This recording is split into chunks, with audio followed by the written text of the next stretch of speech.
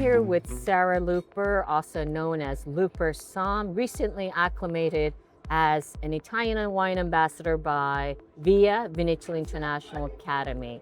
She is actually a sommelier at Il Buco. Is that your position? Yes. Okay. And wine educator known, I checked out your Insta profile, known for making wine approachable, funny, and unpretentious. Sarah's own platform frames her mission as changing how America learns about wine with a strong emphasis on accessibility, humor, and confidence building. Are you ready for my questions? I'm ready for your questions, Steve. Okay, so Sarah, you have worked across restaurants, education, media, and content. How would you describe LooperSomm to someone who has never met you? LooperSomm is a platform that allows non-wine pros to learn how to talk about wine, articulate their preferences in an unsnobby way so they feel more comfortable and confident when they talk about and shop for wine. Excellent. Next question. What was the first bottle, region, or wine moment that made you think, okay, I'm officially in this for life? It was when I actually was not in wine. I was a pastry cook at Lever House, and this was 2005. And the sommelier came to the back and said, Sarah, you've got to try this wine.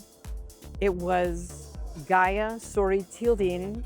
And I think it was 1998. And she said, these people didn't finish the bottle, you've got to try it. And I put it on my palate. And I didn't know this at the time, but I learned just in the last year and a half or so that I have synesthesia. And I put that wine on my palate, and it was like my mind exploded and went wide and went deep, and I saw color and shape and energy, and it was like something I had never had before, and it completely changed the way I thought about wine.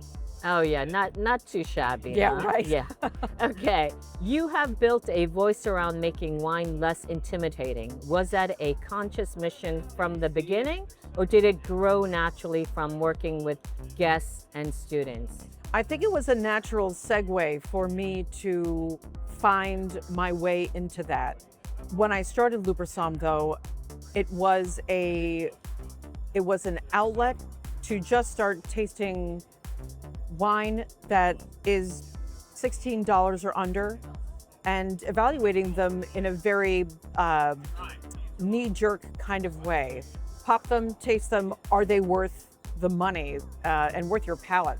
And then it just turned into me wanting to share pro wine tips and wine education. I had this series, Wine Education 101, and it was, this is what an appellation is. And it's spelled appellation, not Appalachian, like the trail in the United States. And helping people understand why Prosecco might be almost always a little bit more sweet than true champagne is, or a brut champagne, and how you can tell on a bottle of Riesling if the wine might have some residual sugar by looking at the alcohol level. And driving home that not all Rieslings are sweet, but if you like that style, look for a lower alcohol. Tips and tricks to look for if you want to try something, again, using the Riesling example, if you want to try a dry one, look for the word Trocken or GG.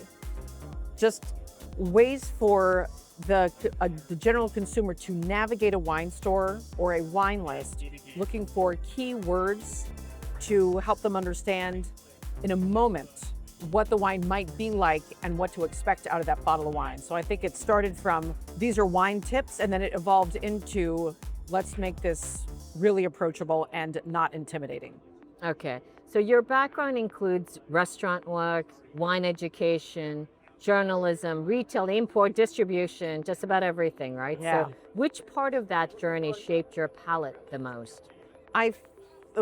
That is such a challenging question. I think that my palate was shaped primarily in two ways. The first way was the tasting group that I met with for 6 years on every single Saturday, rain or shine, holiday or not. And it was a core group of us that studied together every single week for 6 years.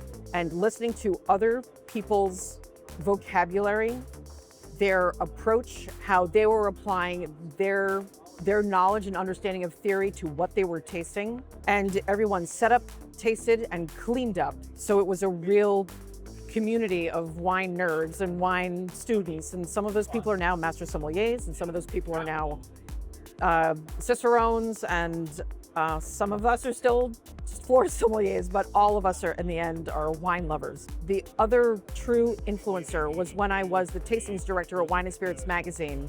And during a tasting cycle, I would taste up to 400 wines in a week. And as the tastings director, I also played interference for the critics. So I would taste everything that was submitted that was $15 and under. And so that $15 and under category included Argentine Malbec, it included Rioja, it included Italy, it included Prosecco, it included everything that was $15 and under, non-domestic. And for a year and a half, I would taste through those 15 and unders, whittle them down to a group, and then pass those off to the critic for them to then taste. I also sat on, it might be hundreds of panels, because I also sat on the panel for Wine and Spirits magazine for years before becoming the tastings director. And really understanding a global view, because we didn't taste domestic wines at the New York office. The domestic wines were tasted at the California office. And understanding what particular vintages, how particular vintages are shaped, what producers' profiles are like, what their beliefs are, whether or not a house uses a lot of new oak or smaller oak or botti or foudre, or if they don't use sulfur at any point in the winemaking process. You really understand. I really learned how to understand the sense of place by tasting really focused panels of wine, 40 wines at a time, sometimes 3 times a day, 5 days a week for several weeks during the tasting cycle. It was a mad dash. So you worked with Stephanie. I worked with Stephanie Johnson, who's a jam. Okay. All right. And lastly, what did restaurant service teach you about wine that no textbook ever could? Restaurant service teaches you compassion. Farm to table. It teaches you how to listen to your guests. It teaches you how to connect and embrace the guest where they're at. There are some guests who say, I don't know anything about wine and I don't know how to choose. And how to say, that's okay, and I'm here to help and I'm here to guide you. And what do you feel like tonight? Not so much what are you in the mood for or what do you usually drink? It's in this moment, how do you feel? Do you want to celebrate, or are you feeling contemplative? What do you want? And textbooks do not teach you hospitality. And hospitality, in my humble opinion, is how do I make my guest feel? And I want them to feel loved, and I want them to feel seen and heard, and that I'm doing my best to get them into a wine that they will absolutely love, no matter what their budget or price point.